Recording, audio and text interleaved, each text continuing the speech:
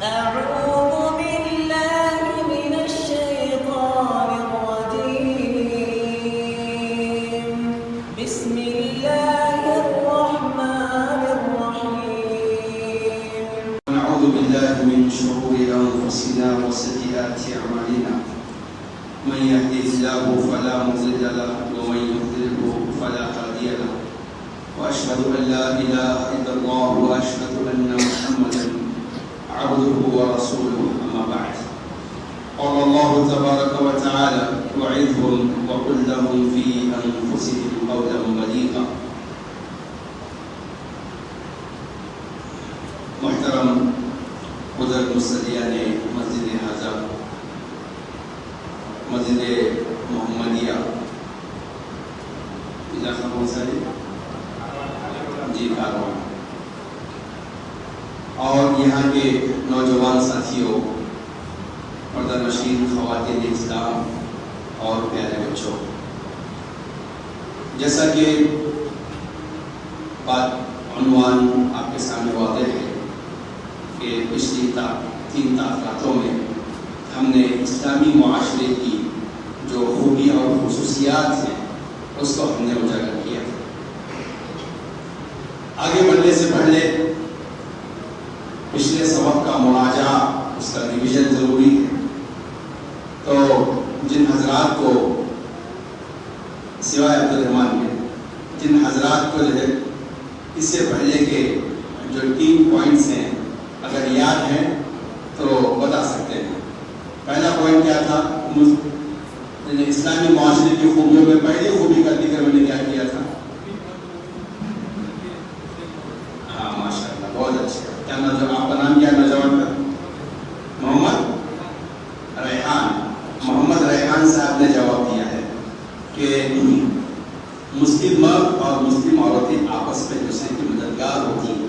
وہ کس انداز میں ہوتی ہے ہم نے اس کی تفصیل پہلے درس میں رکھا تھا۔ اچھا، ادھر سے دائیں جانب سے اگر کچھ نوجوان بتائیں کہ دوسری خصوصیت جو میں نے بتائی تھی۔ جی ماشاء اللہ، علم میں، اور نہ صرف علم میں بلکہ ہر نیکی اور خیر کے میدان میں ایک مسلمان آگے ہوتا ہے۔ اس میں نہ صرف آئی کمپٹیشن کرتا ہے، ایک ہیلتھی کمپٹیشن مسلم سماج میں پایا جاتا ہے نیکی اور خیر کے معاملے میں۔ علم اس میں ایک اہم ترین میدان ہے۔ اس کے علاوہ نیکی کا ہر میدان اس میں آگے آنا چاہیے مسلمان۔ اچھا، اس کے بعد جو تیسری خوبی جو مسلم معاشرے کی میں نے آپ کے سامنے رکھی تھی، وہ بھی اگر کوئی بتائے سامنے سے تو خوشی کی بات ہوگی۔ جی بہت اچھی بات ہے کہ مسلم معاشرے میں تقویٰ پایا جاتا ہے۔ اس کا ہر فرد متقی ہوتا ہے، اور اسی کے ضمن میں متقی کیسا ہوتا ہے جو میں نے بات رکھی تھی، وہ ایمان بالغیب اس کا مضبوط ہوتا ہے، جس کی وجہ سے وہ خوبیاں اور نیکیاں خود سیلف ڈسپلن اس کے اندر پیدا ہوتی ہے کہ وہ نیکیاں کرتا ہے اور برائیوں سے خود دور رہتا ہے، چاہے وہ بند کمرے میں ہی کیوں نہ رہے، وہ قانون کی پابندی کرتا ہے، اللہ اس کے رسول کے قوانین کا احترام کرتا ہے، اور اسی طریقے سے جس ملک میں جس کنٹری میں وہ رہتا ہے وہاں کے جو قوانین ہیں ان قوانین کا دل سے احترام کرتا ہے اور ان کو امپلیمنٹ کرنے کی کوشش کرتا ہے۔ تو یہ مسلم معاشرے کی 3 خصوصیات اور خوبیاں تھیں جو آپ کے سامنے آئی ہیں۔ اب آئیے ہم اسی کو لے کے آگے بڑھتے ہیں کہ مسلم معاشرے میں کہ لوگ عبادت گزار ہوتے ہیں۔ کیا ہوتے ہیں؟ عبادت گزار ہوتے ہیں، صوم و صلاۃ کے پابند ہوتے ہیں، اور اس کی وجہ سے سماج میں، سوسائٹی میں جو خوبیاں پیدا ہوتی ہیں وہ اس کو ریپرزینٹ کرتے ہیں۔ ایک نمازی نماز کیا سکھاتی ہے وہ سیکھ کر اسے ریپرزینٹ کرتا ہے۔ ایک روزہ دار روزہ کیا سکھاتا ہے اسے سیکھ کر سوسائٹی میں اس کے فائدے پہنچاتا ہے۔ تو نماز بھی سوسائٹی میں فائدہ پہنچاتی ہے اور روزہ بھی سوسائٹی کو فائدہ پہنچاتا ہے۔ اب ہم دیکھیں گے کیسے فائدہ پہنچاتا ہے۔ تو ایک مسلم سماج کی یہ پہچان ہے کہ مسلم سماج میٹرلسٹک نہیں ہوتا، صرف دنیا دار نہیں ہوتا ہے، صرف دنیا دنیا دنیا نہیں، اور ایسا بھی نہیں کہ صرف اللہ اللہ کرتے رہے بس، یہ بھی نہیں، بلکہ ان دونوں میں ایک خوبصورت بیلنس پایا جاتا ہے. یہی مسلم سماج کی خوبصورتی ہے کہ جب اللہ نے 5 وقت کی نمازیں فرض کی ہیں تو ان نمازوں کی پابندی کرتے ہیں. اللہ نے رمضان کے روزے رکھے ہیں تو مسلمان رمضان کے روزے رکھتے ہیں، اور اللہ تعالیٰ نے اگر انہیں مالدار بنایا ہے تو زکات ادا کرتے ہیں. اب دیکھیں گے آپ کہ نماز کا فائدہ سماج کو کیسے ہوتا ہے، اور روزے کا فائدہ سماج کو کیسے ہوتا ہے. زکات کا فائدہ تو بالکل واضح ہے، سماج کو ہو تو پیسوں کا مسئلہ، پیسوں کا مطلب ہے فائدے جلدی نظر آتے ہیں، لیکن نماز اور روزے کے فائدے بھی ہیں جس کو ہم انشاءاللہ بھی جانیں گے کہ معاشرے پر کیسا اس کے اثرات ہوتے ہیں. اللہ تعالیٰ نے قرآن مجید کے پہلے دوسرے سورہ میں، سورہ بقرہ میں شروع کی آیتوں میں مسلمانوں، مسلم سماج کی انہی خوبیوں کو اللہ نے واضح کیا ہے. فرمایا، میں نے اس آیت کے ایک حصے تک میں نے گزشتہ اس پہ گفتگو کی تھی کہ متقی سماج ہوتا ہے، اور سماج تقویٰ بیس ہوتا ہے، جس کے لوگ متقی ہوتے ہیں، وہ ایمان بالغیب، الذین یؤمنون بالغیب. شروع سے آتا ہوں، الف لام میم ذالک الکتاب لا ریب فیہ ھدی للمتقین. الف لام میم، یہ وہ کتاب ہے جس میں کوئی شک نہیں ہے، یہ متقیوں کے لیے ہدایت ہے، اس میں متقیوں کے لیے ہدایت کا سامان ہے. متقی کون رہتے؟ الذین یؤمنون بالغیب، جو کہ غیب پر ایمان رکھتے ہیں. یہاں تک ہم رکے تھے. اب آگے آئیے کہ مسلم سماج عبادت گزار ہوتا ہے. یقیمون الصلاۃ، نماز قائم کرنے والے ہوتے ہیں، نمازوں کا اہتمام کرنے والے ہوتے ہیں. مسلم سماج میں اللہ کی عبادت کھلے طور پر کیا جاتا ہے، سماج میں دکھا کر کیا جاتا ہے. اللہ کی عبادت کا ایک وہ درجہ ہے جسے فرض قرار دیا گیا. اللہ کی عبادت کا ایک پہلو یہ ہے جو فرض ہے ہم پر. فرض کیا ہے؟ 5 وقت کی نمازیں، رمضان المبارک کے روزے. جس آدمی کی دولت نصاب کو پہنچ جائے، نصاب کو پہنچنے کے بعد اس دولت میں کا ہر 40 میں سے ایک حصہ، یعنی اگر آپ کے پاس 40,000 روپئے ایک سال سے بینک میں پڑے ہوئے یا آپ کے گھر میں رکھے ہوئے ہیں، آپ نے استعمال ہی نہیں کیا، اس کو ایسے ہی رکھے ہوئے ہیں، تو مارکیٹ سے وہ پیسہ آپ کے گھر میں سیو ہو گیا ہے، جام ہو گیا ہے، پیسہ مارکیٹ سے ہٹ کر آپ کے گھر میں جمع ہو گیا ہے. تو اللہ تبارک و تعالیٰ یہ فرماتے ہیں کہ بندے ہر 40,000 میں سے 1,000 روپے میرے راستے میں دے دینا. تو 80,000 میں کتنے ہوں گے؟ 2,000 ہوں گے. 1,000 میں کتنے ہوں گے؟ 2,500. سمپل. اب اسی کو علماء نے ایسا سمجھایا ہے کہ 2.5%. اب پرانے زمانے کو 2.5% سمجھانا مشکل تھا، تو کیا بولے ہر 40 میں سے ایک حصہ، ہر 40 میں سے ایک حصہ، مطلب 29 حصے آپ کے ہی ہیں. ابھی بھی 29 حصے آپ کے ہی ہیں، صرف ایک حصے میں غریبوں کا ہاتھ رکھا گیا ہے. تو وَمِمَّا رَزَقْنَاهُمْ يُنْفِقُونَ، ہم نے جو انہیں دیا ہے اس میں سے خرچ کرتے ہیں. فرض ہو تو زکات خرچ کرتے ہیں اور صدقہ و خیرات کرتے ہیں. یہ باتیں ارشاد فرمائی. اور روزے کی بات یہ ہو رہی تھی کہ دن میں 5 وقت اللہ کی عبادت ہم پر فرض قرار دی گئی ہے. یہ فرض ہے، اس کو جماعت کے ساتھ کرنا چاہیے، اس کے بڑے فائدے ہیں. تو میری یہ گفتگو ہے کہ سماج میں ایک مسلم معاشرے کی سماجی خوبیاں کیا ہوتی ہیں. تو یہ لوگ عبادت گزار ہوتے ہیں. جب اذان ہوتی ہے، اذان سن کر اللہ اکبر کے اذان صدا سنتے ہیں، اس میں حی علی الصلاۃ، آؤ نماز کی طرف، حی علی الفلاح، آؤ کامیابی کی طرف. تو کامیابی کس کی؟ ہماری ذاتی کامیابی کی. کامیابی کس کی؟ پورے سماج کی کامیابی ہے. کیسے؟ یہ اذان ایک مالدار بھی سنتا ہے، ایک غریب بھی سنتا ہے، دونوں مسجد میں آتے ہیں. دونوں مسجد میں حاصل ہوتے ہیں. مالدار کو معلوم ہوتا ہے کہ یہ غریب ضرورت مند ہے, پریشان آ ہے, یا کوئی ضرورت مند آیا ہے, اعلان ہو رہا ہے, آپ کیا کرتے ہیں؟ اپنے ہاتھ سے تعاون پیش کرتے ہیں, اس غریب کی مدد ہوتی ہے. آزان سن کر باجماعت نماز کے لیے آنے والے افراد میں اسلام یہ مزاج پیدا کرتا ہے کہ آپ عبادت اللہ کی ادا کرنے کے بعد اللہ کا حق ادا کرنے کے ساتھ بندوں کے حقوق ادا کرو. یہ سماج کا فائدہ ہوتا ہے, باجماعت نماز کا یہ فائدہ ہے. اور اسی فائدے کے پیش نظر الحمدللہ اس کے آپ دیکھیں کتنا خیر مسلم معاشرے میں پایا جاتا ہے. لیکن کوئی مانتا ہے تو مجھے برا سمجھتے ہیں. نہیں, برا نہیں سمجھنا چاہیے, بلکہ یہ سمجھنا چاہیے کہ میں اللہ کی عبادت کے لیے آیا ہوں اور اللہ تعالیٰ نے مجھے اپنے مال میں سے خرچ کرنے کی ایک اپرچونٹی اللہ نے عطا کی ہے. اس بندے کی شکل میں ایک اپرچونٹی ہے کہ میں اسے کچھ دے کر اللہ کی رضا حاصل کروں. میں نے عبادت کر کے اللہ کو خوش کیا ہے, میں میرے مالی عبادت میرے مال سے بھی میں کچھ خرچ کر کے اللہ کو راضی کرنے کا مجھے ایک موقع آیا. اسی لیے اللہ کے نبی محمد رسول اللہ صلی اللہ علیہ وسلم ارشاد فرماتے ہیں کہ مانگنے والے کو ڈانٹنا نہیں چاہیے, بلکہ خود اللہ نے قرآن مجید میں سورہ زحا میں اللہ کے نبی کو فرمایا وَأَمَّا السَّائِلَ فَلَا تَنْهَرْ, مانگنے والے کو ڈانٹنا نہیں چاہیے, ڈانٹنے کا حق نہیں ہے. تو پھر کیا حق ہے؟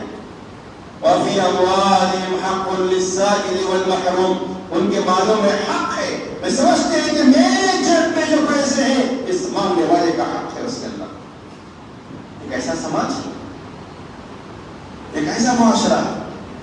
جب ہم نماز کو آتے ہیں تو ہمارے دل میں اس کی بات ہوتی ہے کہ ہم اللہ کی عبادت کی, اب ہم مال سے بھی اس بندے کی مدد کر رہے ہیں. میرے جیب میں جو پیسے ہیں اس میں سامنے والے کا حق ہے, میں حق والے کو اس کا حق دے رہا ہوں, میں کیا کمان کر رہا ہوں. اللہ اکبر, یہ انداز ہوتا ہے دینے والے کا. میرے ایک دوست ہیں, نو مسلم دوست ہیں, میں نے ان سے گفتگو کی, کہا کہ آپ اسلام جو لائے ہیں اس کی کیا وجوہات ہیں, کیوں آپ اسلام سے اتنی محبت کرتے ہیں, اسلام میں آپ پریکٹس کر رہے ہیں, خاندان کو پورے کو چھوڑ کر. تو انہوں نے کہا کہ میں ہوٹل میں کام کرتا تھا, ہوٹل کا مینیجر وغیرہ کچھ تھا, کام کرتا تھا. تو میں دیکھتا تھا کہ ہوٹل میں بڑے بڑے ہندو آتے ہیں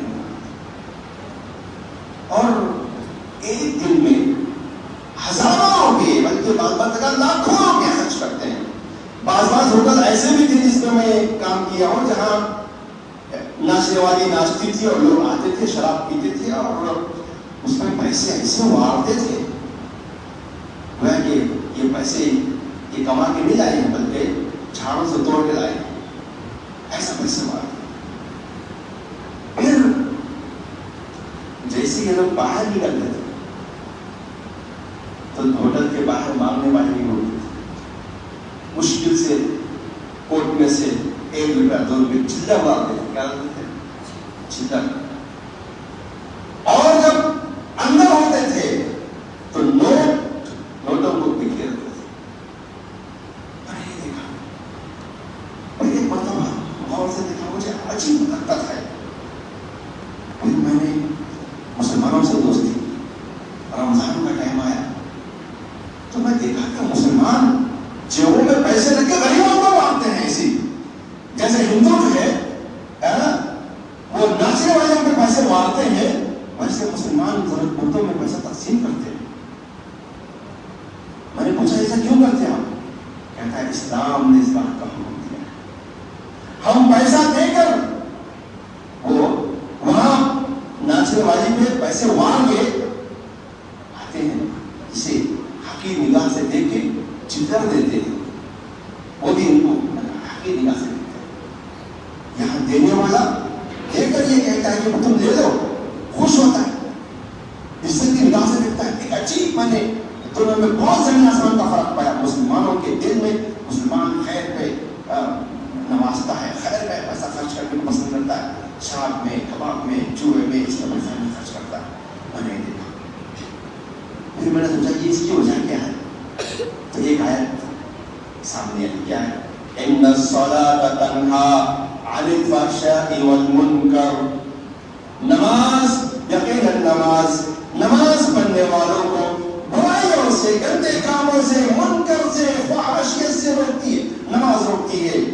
ایک مسلمان جو نماز پڑھتا ہے وہ اس طرح کی عیاشیاں نہیں کرتا ہے. ایک مسلمان جو نماز پڑھتا ہے وہ اس طرح کی بدماشیاں، برائیاں نہیں کرتا ہے. تو میں نے سوچا کہ نماز کی برکت سے وہ اس برائی سے بھی دور ہے اور غریبوں پہ نماز دینے والے بھی ہیں. یہ اسلامی سماج کی خوبیاں، جس کو دیکھ کر کے ایک شخص متاثر ہوا ہے. پتہ نہیں وہ کون سا رمضان تھا، اس کی ہدایت کا وقت تھا. پھر وہ قریب ہوا، مسجد سے قریب ہوا اور پھر وہ مسلمانوں سے قریب ہوا تو اسے اسلام سمجھ میں آیا اور وہ مسلمان ہو گیا. پھر بعد میں بتاتا ہے کہ مسلمان ہونے کے بعد بعض مسلمانوں سے بہت تلخ تجربے ہوئے ہیں، لیکن اسلام تو بہت پیارا ہے. مسلمانوں میں کچھ کمیاں ہیں، موجود ہیں، اچھائیاں بھی بہت موجود ہیں مسلمانوں کے اندر، لیکن مسلمانوں میں کمزوریاں، کوتاہیاں بھی بہت ہیں. اس کی وجہ یہ ہے کہ مسلمان اسلام میں پریکٹس نہیں کر رہے، صحیح طور سے عمل نہیں کر رہے.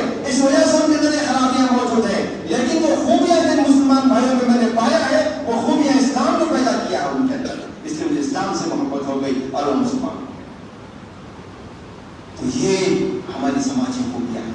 تو نماز پڑھنے کا سماج کو کیا فائدہ ہوتا ہے نماز پڑھنے سے آدمی برائیوں سے روکتا ہے. سماج کا سب سے بڑا فائدہ ہے. غلط کاموں میں ملوث نہیں ہوتا ہے، اسے محفوظ رکھتا ہے، غلط جگہ سے استعمال نہیں کرتا ہے. یہ مسلم سماج کی خوبی ہے کہ عبادت گزار ہوتے ہیں اور عبادت کا فائدہ سماج میں یہ ہوتا ہے کہ وہ نیک بنتے ہیں اور سماج میں نیکی کو پھیلانے والے ہوتے ہیں. تو یہ مسلم سماج کی خوبی ہے کہ جب عبادت گزار ہوتے ہیں اور اس عبادت کا فائدہ یہ ہوتا ہے کہ وہ برائیوں سے روکنے والے ہوتے ہیں. اللہ نے خود قرآن میں فرمایا ان الصلاۃ تنہا عن الفحشاء والمنکر. یقیناً نماز انسان کو برے کاموں سے، منکرات سے روکتی ہے. اب تھوڑی دیر کے لیے سوچیے، آج 27ویں تاخیرات، ہمارے بہت سے بھائی کو اللہ نے آج توفیق دی ہے کہ آج ایک رات میں بڑے اہتمام سے جاگتے ہیں.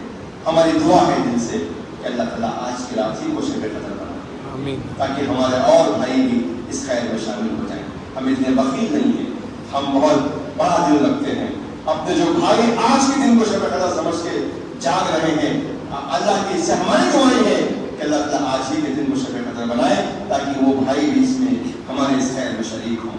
لیکن بھائی، میرے بھائی سے گزارش ہے، آپ اتنا بڑا رسک کیوں لیتے ہیں؟ اتنا بڑا رسک کیوں لیتے ہیں؟ قابل تعریف ہے وہ نوجوان، قابل تعریف ہے وہ افراد جو کہ اللہ کے نبی کے بتائے ہوئے طریقے کے مطابق تحروا لیلۃ القدر فی العشر الاواخر من رمضان، کہ رمضان کے آخری مہینے میں شب قدر کو تلاش کرو. تو پہلے 10 راتوں میں کوئی جانتے ہیں، کوئی کم از کم 5 راتوں میں جانتے ہیں، کوئی 7 دن جان کر کے اس کا اہتمام کرتے ہیں اور شب قدر تلاش کرتے ہیں. یہ قابل مبارکباد ہے. ان کو تاخیرات مس نہیں ہوگی، ان کو شب قدر مس نہیں ہوگی انشاءاللہ. دعا ہے کہ اللہ تعالیٰ ہماری کوئی نہ کوئی کسی نہ کسی رات کو اللہ ہمیں شب قدر نصیب فرمائے. آمین. ہم اس کے لیے تلاش میں بیٹھے ہیں اور اسی میں کچھ علم سیکھ رہے ہیں، 1 گھنٹہ آدھا گھنٹہ. لیکن یاد رکھیے کہ یہ رات ہم نیکی کے کام کرنے کی رات ہے، علم پھیلانے کی ایک نیکی ہے اور یہ بھی ہم کر رہے ہیں، آپ علم سیکھ رہے ہیں، یہ بھی ایک نیکی ہے. لیکن اسی پہ اکتفا مت کیجیے.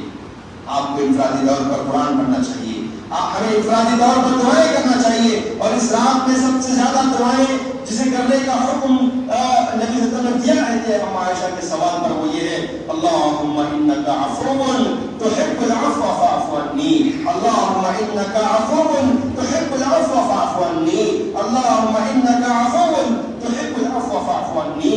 کثرت سے دعا پڑھنا چاہیے. اور میرے جن بھائیوں کو، جن بزرگوں کو، میری جن ماں اور بہنوں کو یہ دعا یاد نہیں ہے، میں گزارش کرتا ہوں کہ آج دن کی دعا ہے.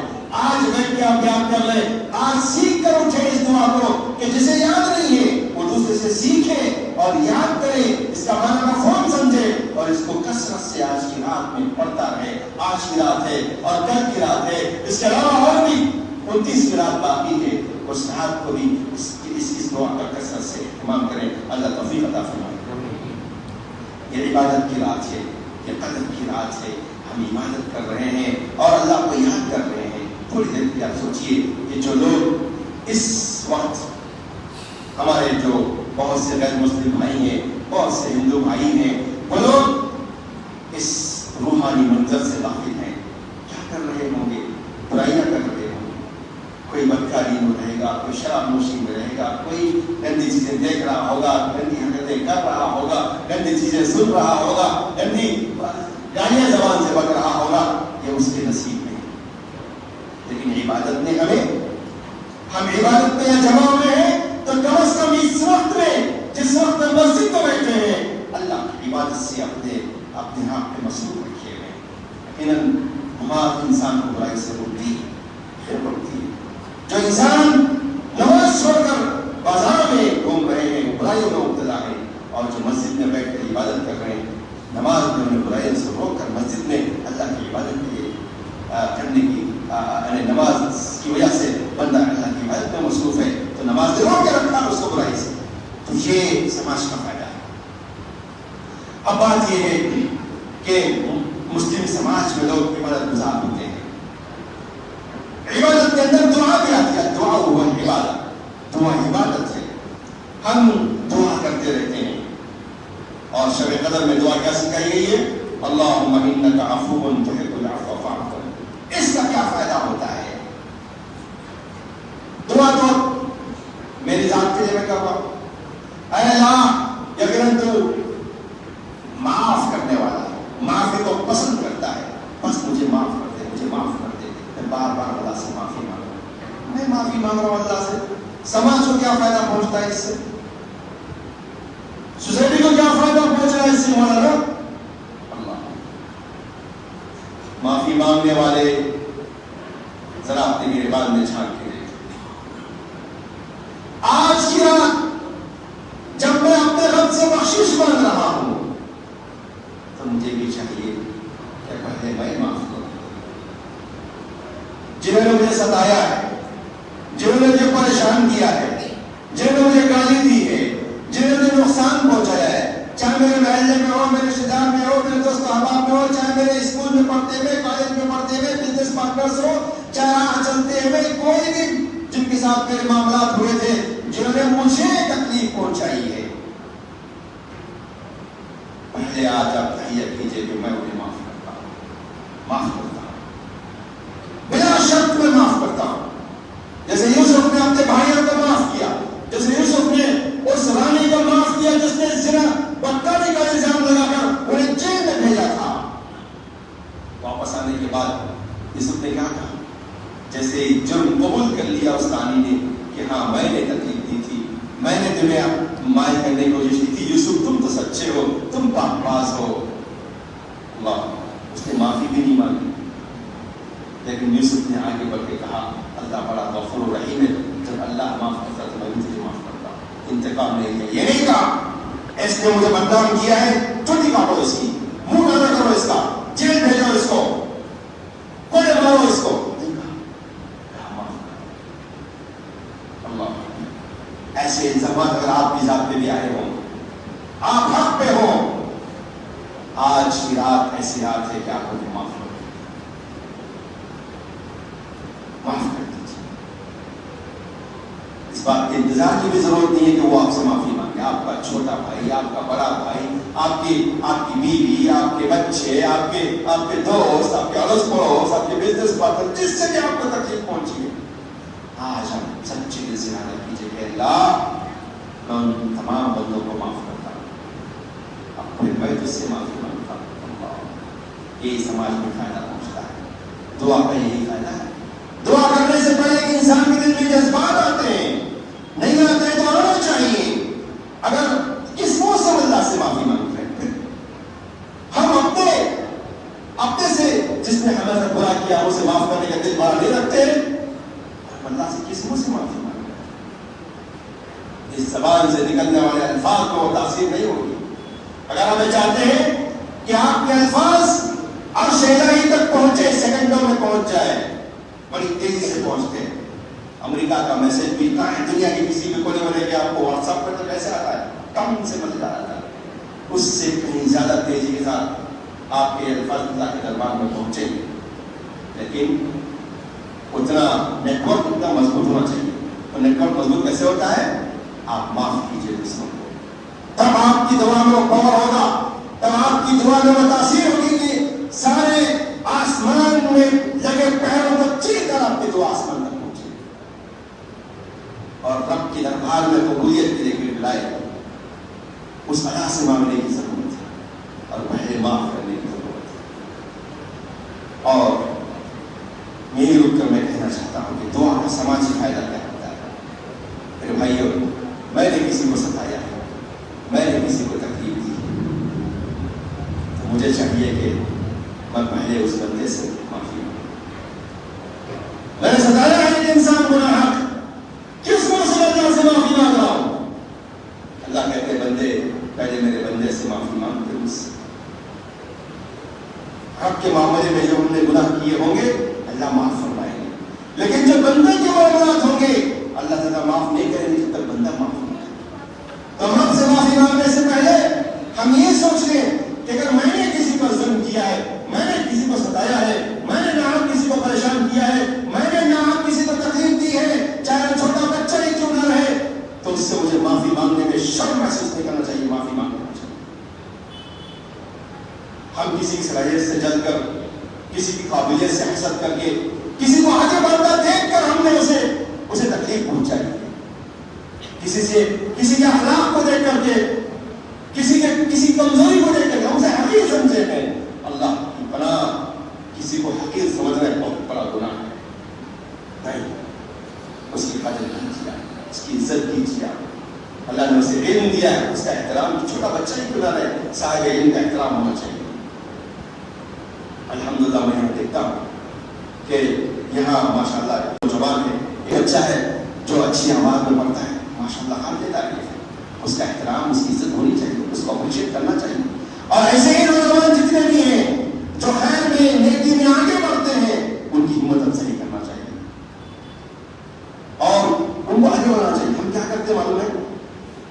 کھیلنے والے، کودنے والے، ناچنے والے واہ واہ کرتے رہتے ہیں، اس لیے سب ایسے ہی نکل رہے معاشرے میں۔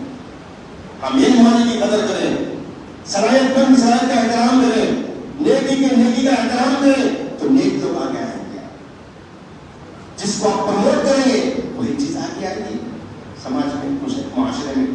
تو ہمیں چاہیے کہ ہم ان کا احترام کریں، ان کی عزت کریں۔ جس نوجوان کے اندر، چھوٹے بچے میں بھی اگر اچھی خوبی ہے اسے سراہنا چاہیے، اس کی ہمت افزائی کرنی چاہیے، اسے انعام دینا چاہیے، اسے چاکلیٹ دینا چاہیے۔ اس سے بچوں کے اندر ایک کانفیڈنس بلڈ ہوتا ہے، بچے آگے بڑھتے ہیں۔ تو اگر ہم نے کسی کو تکلیف پہنچائی ہے، ضرورت اس بات کی ہے کہ ہم معافی مانگیں۔ آج معافی مانگنے کا دن ہے، یہ مغفرت کا دن ہے، بخشش کا دن ہے۔ اللہ کی بخشش مغفرت اس شخص کے لیے ہوتی ہے جو معافی مانگتا ہے۔ اللہ کے نبی صلی اللہ علیہ وسلم نے حدیث ارشاد فرمائی کہ شب یعنی 15ویں شعبان کو اللہ تعالیٰ اپنے بندوں کو دیکھتے ہیں، وہ بھی ایک بخشش کی رات ہے، سب کو معاف کر دیتے ہیں الا المشاحن، سوائے الا المشاحن وہ مشرک، جو مشرک ہے اس کو معاف نہیں کرتے، اور جو مشاحن ہے، کون ہے مشاحن؟ جس کے دل میں کینہ، کپٹ، حسد، نفرت، بغض، دشمنی دل میں رکھ کے جو پال کے بیٹھتا ہے، اسے اللہ معاف نہیں کرتا۔ تو دنیا میں دشمنیاں مت رکھیے، دشمنیوں کو ختم کیجیے، اور آپ میں سوچیے کہ سب کو معاف کر کے سمجھائیے۔ اللہ کے نبی صلی اللہ علیہ وسلم نے ارشاد فرمایا کہ ایک شخص سے مسجد میں داخل ہوا، کہا ہے جنتی، پھر دوسرے دن دیکھا وہی شخص مسجد میں، کہا ہے جنتی، تیسرے دن وہ شخص نبی نے کہا ہے جنتی، 3 مرتبہ نبی صلی اللہ علیہ وسلم نے جنتی ہونے کی بشارت کی۔ ایک صحابی سوچنے لگے کیا وجہ ہے، 3 مرتبہ نہیں، کسی صحابی ان کے پیچھے رہ گئے۔ ہم کیا کرتے ہیں، کسی کے بارے میں سن لیے تو ایسا کرے کرتے ہیں، ان کے پیچھے پڑ جاتے ہیں، برائی ٹٹولتے ہیں۔ ہم کیا ٹٹولتے ہیں؟ برائیاں ٹٹولتے ہیں، دوسروں کی برائیاں اچھالتے ہیں، اس کی سازشیں کرتے ہیں، اس کی تحقیق کرتے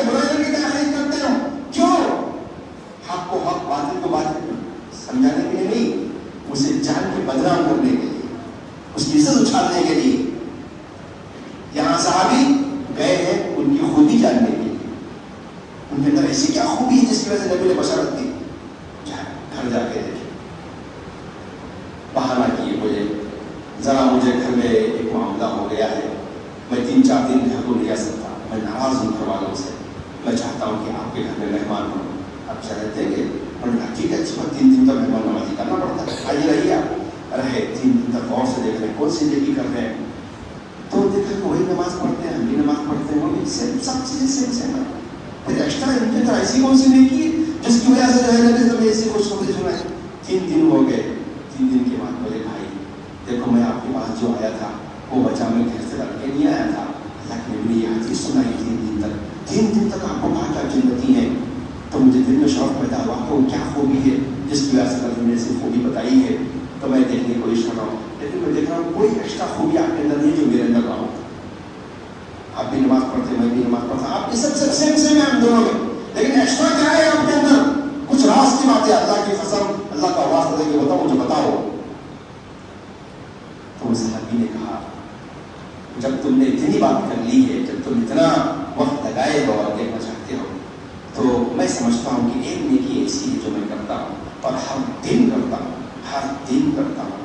کیا نیکی, سونے سے پہلے جتنے لوگوں نے آج مجھے تکلیف دی ہوتی ہے, میں تو کوشش یہ کرتا ہوں کہ میں کسی کو تکلیف نہ دوں, لیکن اگر مجھ سے کسی کو تکلیف ہو جاتی ہے تو میں فوراً معافی مانگ لیتا ہوں, اور کوئی مجھے تکلیف پہنچاتا ہے تو رات میں سونے سے پہلے وہ سب معاف کر کے سوتا ہوں,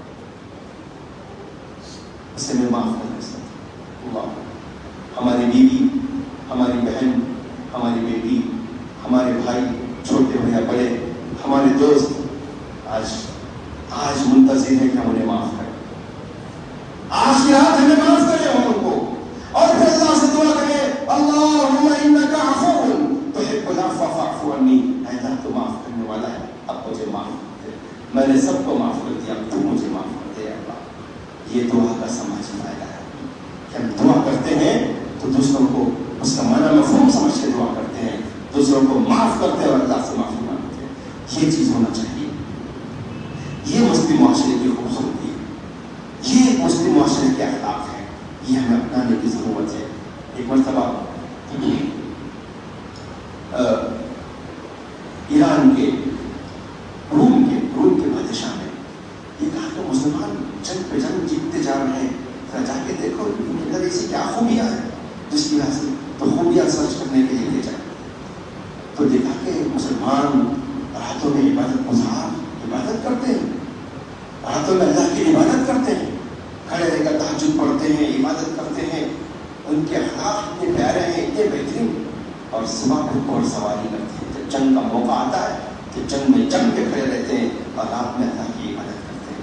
تو مسلمانوں کی پہچان یہ ہے کہ عبادت گزار ہوتے ہیں, اور عبادت مسلمانوں کو یہ سکھاتی ہے کہ سماج میں کیسے رہا جائے. نماز یہ سکھاتی ہے کہ برائی سے روکا جائے. ایک آدمی نماز پڑھتے ہوئے بھی برائیاں کرتا ہے, برائیاں کرتے ہوئے بھی نماز پڑھتا ہے, تو اسے نماز دیکھنا دین تلقین کرتی ہے کہ بھائی برائی چھوڑ دے, برائی چھوڑ دے. میں یہاں رک کر ایک بات یہ بھی کہتا ہوں, کیونکہ بات سے بات یاد آتی ہے, ایک بات کہتے ہوئے اور ایک بات یاد آتی ہے, اور دل یہ کہتا ہے کہ وہ بول کر ہی آگے بڑھے.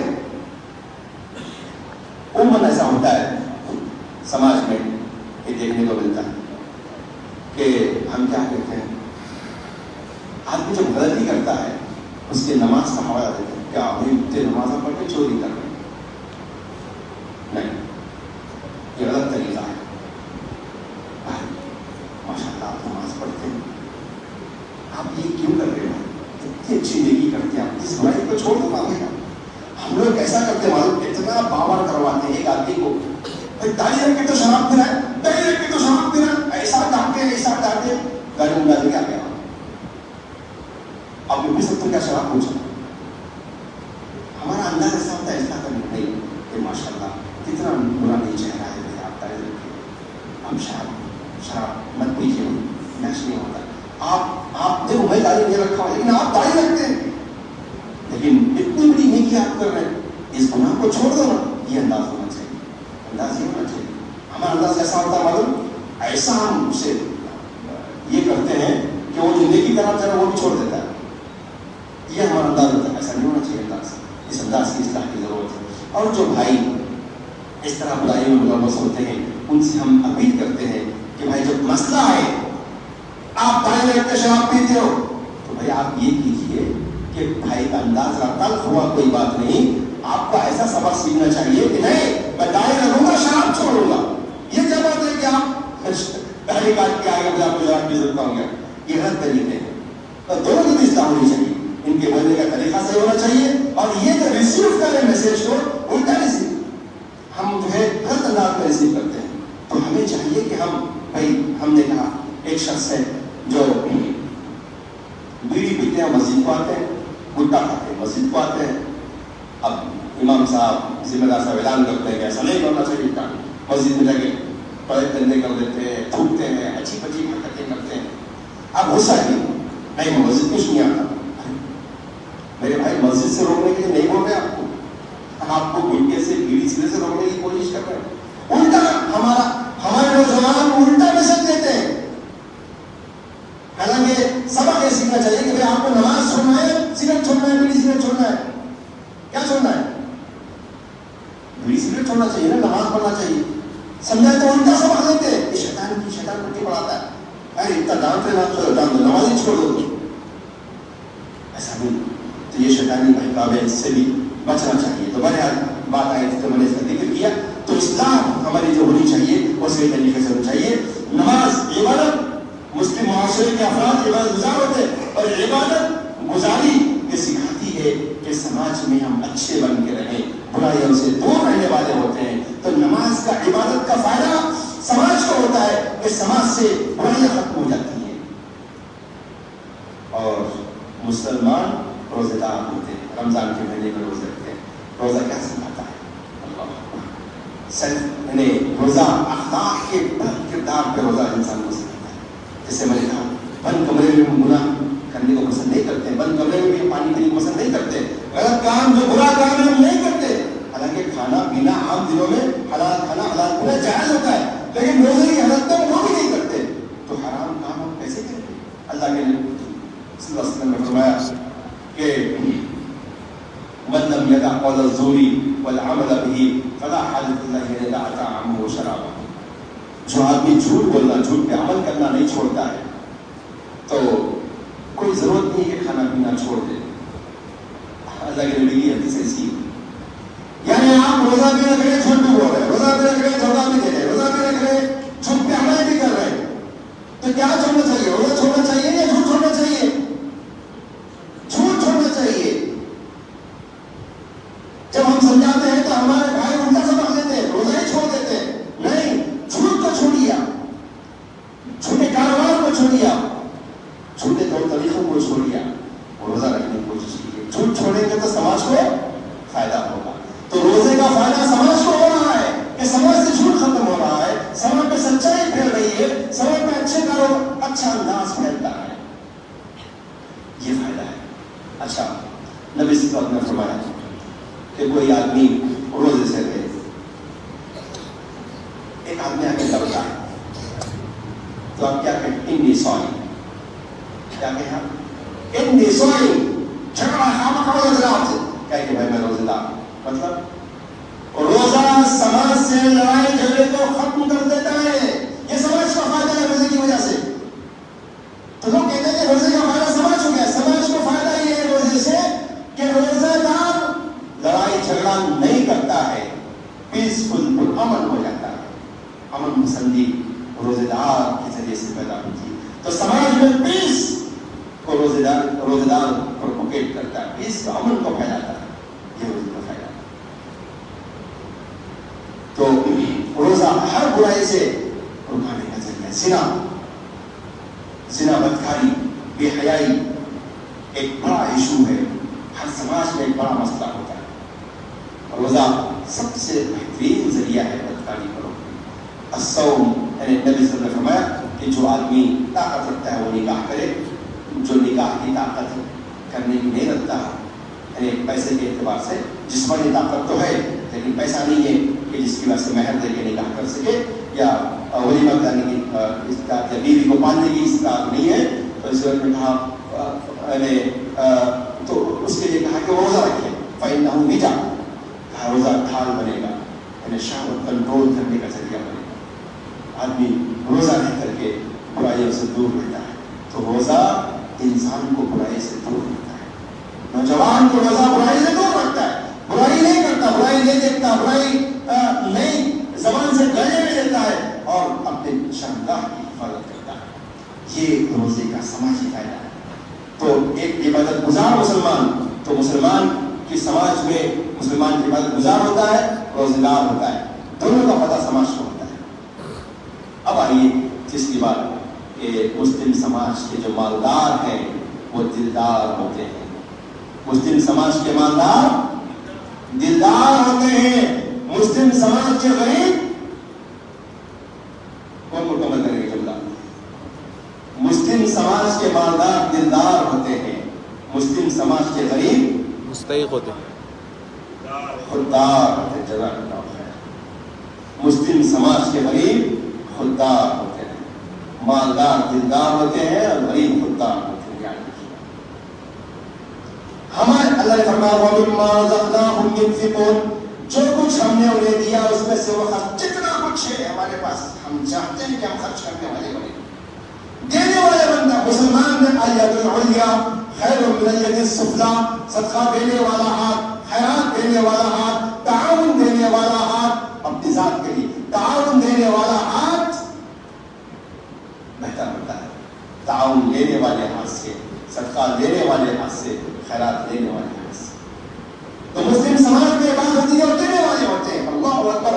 ابھی رمضان کا مہینہ ہے، کچھ دن باقی ہے.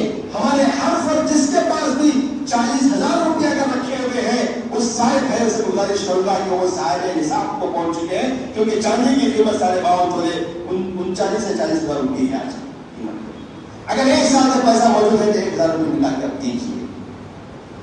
دینے والے مسلمان ہوتے ہیں. وَمِمَّا رَزَقْنَاهُمْ يُنْفِقُونَ، جو کچھ ہمارے پاس، ہماری بہنیں ہمارے بھائی سن لے کہ آپ دینے والے اپنے نکال کے دیں. اگر آپ کا بڑا کوئی لا کے آپ کو تحفہ دیتا ہے تو آپ لے بھی لیں، حرج کی بات نہیں ہے. آپ خوددار نہیں کر لیں. کوئی لا کے آپ کو تحفہ دیتا ہے انکار نہ کریں. کوئی لا کے آپ کو زکات دیتا ہے تو آپ اگر اپنی ضرورت محسوس کرتے تو لیں، اس میں حرج کی بات نہیں ہے. لیکن یہ اور لے، یہی معاملہ صدقۃ الفطر کا بھی ہے. بہت سے لوگ مسئلے پوچھتے تھے فطر کے تعلق سے. میں 1 روپیہ چاول کھاتا ہوں، 10 روپئے، مطلب مثال دے رہا ہوں، آپ لوگ سمجھیں صحیح بول رہا ہوں. تو آپ جو ہے ماشاء اللہ باسمتی رائس کھاتے ہیں، تو کیا کریں گے بھائی؟ میں ایک وہ چاول 2.5 کلو، 3.25 کلو یا 3.25 کلو، اس کا بھی فرق کیوں ہوتا ہے؟ لوگ کہتے ہیں ایسا فرق ہے، وہ ہے، ہے فرق ہے. اب میں جب میری مٹھی سے زیادہ لوں زیادہ ہوں، اس زمانے میں مجھ جو ہے 4 ہاتھ ڈالتے تھے، ایسا ہوتا تھا. مجھ میرے پاس موجود ہے، میں نے ایک مرتبہ کوشش کی اس کو دیکھی کہ کتنے کلو کا ہوتا ہے. تو مجھ کو سپاٹ تولا ہوتا ہے، مجھ کو یہ تول ہے، اس کو ہم سوری یہ ناپ ہے، اس کو ہم تول میں کنورٹ کر رہے ہیں نا. تو وہ ناپ کو لیا، میں نے لے کر کے ڈالا، تو سپاٹ اس کو بھر کے ڈالا تو 2.5 کلو ہوا. اس میں دبا کے بھرا اور راس بنایا اوپر سے، اور تو 3.25 کلو، سوری وہ 3.25 کلو ہوا. اتنی بات ہے. ناپ اور تول جب اب کیا ہے، ہمارے پاس مجھ نہیں ہے تو لوگ کیا پوچھتے ہیں، بولا کلو میں بولو، کلو آسان ہے ہمارے لیے. اب آپ کو کلو میں بدلنے کے لیے جب علماء نے کوشش کی تو ہر عالم کا وہ کلو الگ نکلا. تو میں نے کوشش کیا تو 2.5 کلو بھی ملا اور وہ 3.25 کلو. آپ اس کو اور دبا کے بھریں گے آپ تو ہو سکتا ہے کہ وہ 3 کلو ہو جائے. ذرا مجھ آپ کا ذرا بڑا ہو گیا تو 3.25 کلو بھی ہو سکتا ہے. تو بہرحال آپ کو اس میں اختیار ہے کہ 2.5 کلو سے دے کر کے، پر آپ کا دل جتنا چاہتا ہے صدقہ دینے کے معاملے میں، آپ 3.25 کلو یا کم از کم 2.5 کلو تو دینا واجب ہے. 2.5 کلو تو بالکل ایٹ لیسٹ واجب ہے. آپ 2.5 سے آپ 3.25 کلو کر لیجیے، 3 کلو کر لیجیے، 3.25 کلو کر لیجیے، آپ کے لیے نیکی کرنے کا آپشن ہے. آپ جتنی چاہے آپ کر لیں، آپ کریں. اب اس میں سے کیا کریں گے آپ دیجیے. اب ارے اگر کیا اچھا سوال یہ کیا پیسے دے سکتے ہیں؟ کیا آپ پیسے بھی دے سکتے ہیں. اگرچہ کہ ہمارا ٹاپک بہت پہلے تک بھی یہ تھا کہ اناج دینا چاہیے، لیکن ابھی تبدیل ہو گیا ہے۔ وجہ کیا ہے؟ ہم نے بہت غور کیا کہ نبی صلی اللہ علیہ وسلم کے زمانے میں اناج ہی جو ہے عطا کرتی ہوتی تھی۔ ہمارے بچپن میں ہم کرتے تھے، یاد ہے مجھے، کہ آپ گیہوں دے کے جواری لے لیے، جواری دے کے چاول لے لیے، تو وہ ایکسچینج آف کیا کہتے ہیں نیڈس ہوا کرتی تھی، اجناس کا تبادلہ ہوتا تھا اور وہ چیز بھی قیمت رکھتی تھی اپنی۔ آج کیا ہو گیا ہے؟ آپ جا کے مجھے بھائی ایک تھیلا چاول دے کر ایک آدھا تھیلا گیہوں جو ہوتا ہنستا ہوں کیوں دیکھتا دکان والا۔ پہلے زمانے میں ایسا ہوتا تھا، ہمارا دکان تھا کرانی، ہم چاول جمع کرتے تھے اور ان کو ضرورت ہوتی دیتے تھے۔ حالانکہ یہ نہیں تھا کہ لوہا دے کر بھی گڑ خریدتے تھے، آج بھی جو بننے میں ایسا ہوتا ہے۔ تو یہ چیزیں تھیں، تو اس زمانے میں آپ کے پاس گیہوں ہوتا تھا، آپ کمائی میں کھا نہیں سکتے تھے، گیہوں دے کے کپڑے خریدتے لیتے تھے۔ آج ایسا نہیں ہے، آج کیا ہو گیا؟ پیسہ مونیٹائز کر رہا ہے پوری چیز کو، تو اسی لیے پیسے کی شکل میں بھی فطرہ دینا جائز ہے۔ الحمدللہ ہمارا یہی موقف جو ہے ہم نے اختیار کیا ہے۔ اگر کوئی عالم اس نے ہم سے بحث کرتا تو ہم سمجھا دیں گے اس کو انشاءاللہ، لیکن آپ جو اگر اس پہ بھروسہ کرتے ہیں تو آپ دے سکتے ہیں۔ آپ کتنا دینا چاہیے؟ آپ میں 1 روپے کا چاول کھاتا ہوں تو مجھے کتنے دینا چاہیے؟ 2.5 روپے ہو گئے بس، الحمدللہ۔ کتنا آسان ہے دیکھیے، کتنا کچھ مشکل ہے میرے لیے، کچھ میں تو دینا چاہیے مجھے۔ ایک انسان باسمتی رائس کھاتا ہے، کتنا ہے باسمتی رائس؟ 100 روپے کی میڈیم، تو کتنے دینا چاہیے اس کو؟ 300 روپیہ، 300 روپے دینا چاہیے، 350 روپے دینا چاہیے۔ اب ہر گھر کے ہر فرد کی طرف سے دینا چاہیے، جتنے کے گھر میں افراد ہیں سب کے طرف سے فطرہ ہے۔ ایون عید کے دن، عید کی نماز کو جانے سے پہلے جو بچہ پیدا ہو اس کا فطرہ دے جانا، یہاں تک فطرے کا مسئلہ ہے۔ تو دینے کا مزاج اسلام نے پیدا کیا ہے، تو آپ دیجیے۔ اب میں کیا کروں گی؟ مجھے معلوم ہے کہ کس سے گھر میں چولہا نہیں چلتا ہے۔ میں جب غریب ہوں تو مجھے معلوم ہے کہ مجھ سے غریب کون ہوتا ہے، معلوم ہے ایمان ہوتا ہے، تو میں جا کے اسے دے دوں فطرہ۔ اور کوئی مجھے غریب مسکین سمجھتا ہے تاکہ مجھے دے، میں باسمتی چاول کھاتا نہیں ہوں، تاکہ مجھے دیجیے باسمتی چاول، میں خوشی سے کھاؤں گا۔ یہ لینے اور دینے کا ماحول سماج میں ہونا چاہیے، یہی اسلام کی خوبصورتی ہے۔ وَمِمَّا رَزَقْنَاهُمْ يُنْفِقُونَ، اور ہم نے جو کچھ ان کو دیا اس میں سے خرچ کرتے ہیں، اور خرچ کرنے کا سماج کو کتنا فائدہ ہوتا ہے اسے بولنے کی ضرورت نہیں ہے، سب کو معلوم ہے۔ نماز، دعا کا فائدہ، روزے کا فائدہ لوگوں سمجھ نہیں آتا، اس لیے میں نے تفصیل سے سمجھایا اس کو، لیکن یہ جو انفاق کا جو فائدہ ہے یہ بالکل سب کو دکھتا ہے اور محسوس ہوتا ہے یہ فائدہ، تو ہمیں بھی چاہیے کہ اس فائدے سے اس فائدے کو پہنچانے والے بنے اور شعوری طور سے ہم اس کے لیے کوشش کریں۔ دعا ہے رب العالمین سے کہ آج کے درس میں جو باتیں آئی ہیں ان باتوں کو یاد رکھنے اور ان کے مطابق ہم توفیق عطا فرمائے۔ تو آج کا جو چوتھا کی جو خوبی تھی وہ کیا تھی کہ مسلم سماج کے لوگ عبادت گزار، روزے دار، زکوٰۃ ادا کرنے والے ہوتے ہیں۔ اس کا فائدہ سماج کو ڈائریکٹ ہوتا ہے کہ نماز کی وجہ سے برائیاں، فحش کاموں سے سماج رک جاتا ہے، روزے کی وجہ سے لڑائی جھگڑا، قتل، غلط گری، خون خرابہ، گالی گلوچ سے سماج محفوظ ہو جاتا ہے، اور صدقہ و خیرات کے فائدے تو سب کو معلوم ہیں۔ تو دعا ہے رب العالمین سے کہ جو کچھ آج کی درس میں ہمارے سامنے آئی ہیں وہ ان باتوں کو یاد رکھ کر اس کے مطابق ہم توفیق عطا فرمائے۔ آمین وآخر الحمدللہ رب العالمین۔ السلام علیکم ورحمۃ اللہ وبرکاتہ۔ برادران اسلام، AR الحاجری اسلامک چینل ہے، یہ میرے فرزند عبد الرحمن بن عثمان الحاجری کا اپنا چینل ہے، آپ کا اپنا چینل ہے۔ اس میں علماء کرام کے بیانات اور قرأت کلام پاک اور دیگر جو اسلام سے متعلق معلومات ہیں، آپ کو اس کی جانکاری اس چینل میں ملے گی۔ میں گزارش کرتا ہوں آپ سے کہ آپ اس چینل کو لائک کریں، سبسکرائب کریں، شیئر کریں اور بیل آئیکن پر پریس کریں۔ اس چینل کے ذریعے سے آپ کو انشاءاللہ علماء کرام کے بیانات اور دیگر اسلامی معلومات انشاءاللہ تعالی آپ تک پہنچائی جا سکیں گی، اور انشاءاللہ تعالی یہ آپ کے لیے، ہم سب کے لیے کار خیر ثابت ہو۔ اللہ تعالی ہم سب کو बाअमल मुसलमान बनाए, हम सब में इखलास पैदा फरमाए। जज़ाकल्लाह खैर। अस्सलाम वालेकुम व रहमतुल्लाहि व बरकातहू।